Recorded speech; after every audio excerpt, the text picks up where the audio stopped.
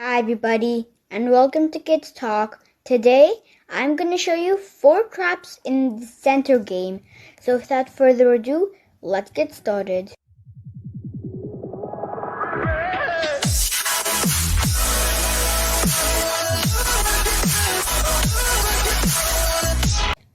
So the center game starts with e4, e5, and then d4. Now black takes, and then an aggressive move could be c3. And that's the Danish gambit, but we're not covering that in this video. Okay, so what we're going to focus on today is the center game. We take with the queen, and then black attacks with knight to c6. Now I'm going to show you 4 traps one by one. The first one is queen to a4. The one very natural move you'll see from black is queen to e7, attacking the center pawn. Then knight c3, defending the pawn. Then knight f6, adding a second attacker. And then bishop g5, pinning this knight to the queen. Then he plays d5, adding a third attacker to this pawn. Now black has 3 attackers, but since we've pinned the knight to the queen, the knight doesn't count, and then we have 1 defender. So should black take? Well, even if we don't count the knight as an attacker, black still has 2 attackers, and in my attackers and defenders video, we learned that 2 is always greater than 1. If you want to see my attackers and defenders video, then you can see it by tapping on the I button that's showing up on your screen right now, here. Okay, so then black obviously wants to take. He can't take with the knight because of the pin. He can't take with the queen because the knight defends, so he has to take with the pawn. But before that, we castle, and then he takes. Now, we recapture, and then black takes with the queen. Now, you might be thinking that we gifted our knight for free, but it's not like that. You play rook to d8 check. Now, this knight cannot take because it's pinned to the king, and if the king takes, then you can gobble up the queen. Now, black can't take back with the knight because now this knight is pinned to the king. What an incredible queen trap. Okay, so now let's look at the second trap.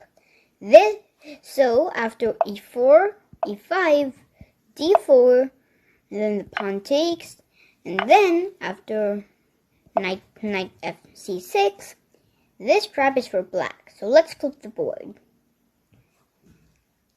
Now queen to e3 is a natural move, so we'll go with that. Then knight f6 and bishop c4. Then knight e5, attacking the bishop. The bishop drops back to b3, maintaining pressure along this diagonal. Then it's bishop b4 check.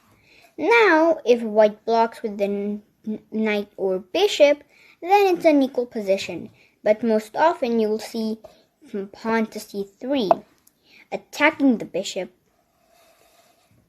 In this case, you play bishop to c5, hitting the queen. If white takes the bishop, then knight d5 forks the king and queen. Therefore, taking the bishop is a bad idea. Now, queen to g3 is a natural move, since it also attacks the g7 pawn.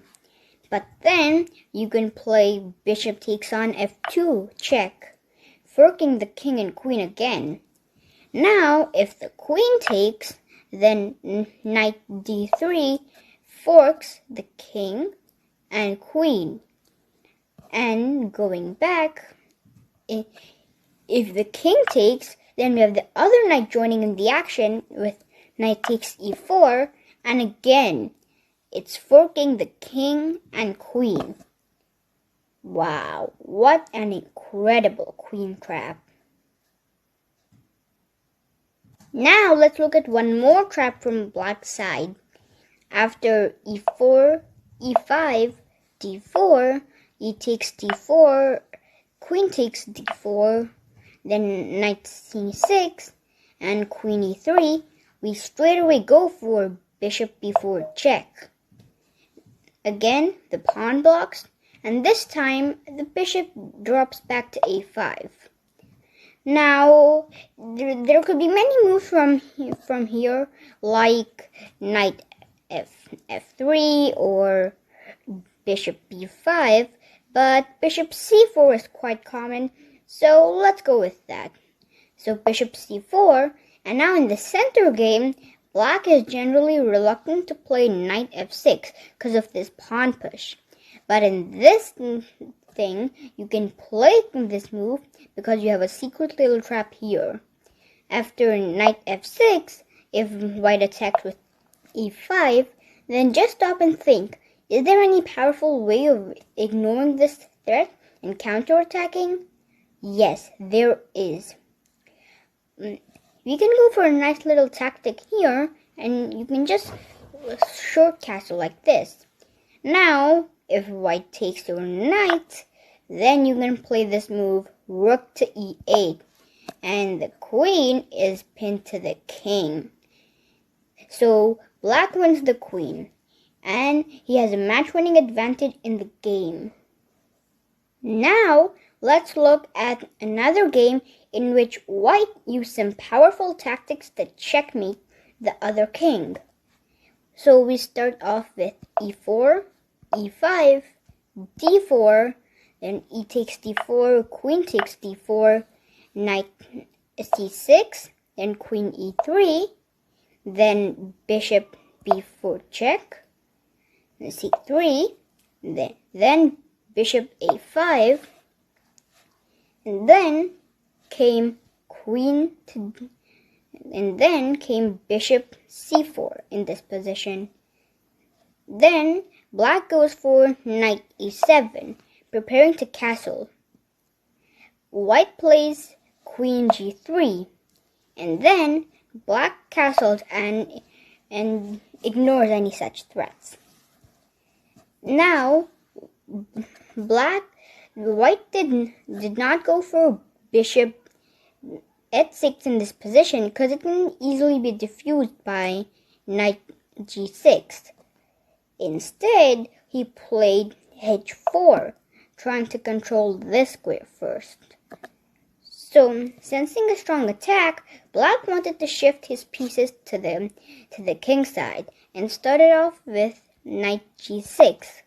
Then came h5 as expected, and then came knight e5, attacking the bishop. Then comes the most amazing sequence. Can you find it? Yes. It's bishop g5. Now, the queen can't take bishop because it's protected by the queen, and nor can he push the pawn because of this check. So he has to play queen to e8. Then came bishop f6. And this is a clear win for white. White is threatening a checkmate on the next move, so black played g6. But then, white captured with the pawn. Now capturing with the pawn is not possible because then rook to h8 would be checkmate. So, black took with the knight. But then, white sacrificed his queen and won the game with this rook to h8 checkmate. Well, that was 4 traps in the center game. If you like this video, then like, share, subscribe. If you're absolutely new to chess, then you can watch my basic intro video that's on your left. In the middle, there's a subscribe button. You can click on it and subscribe to my channel. And on the right is a video that is best for you.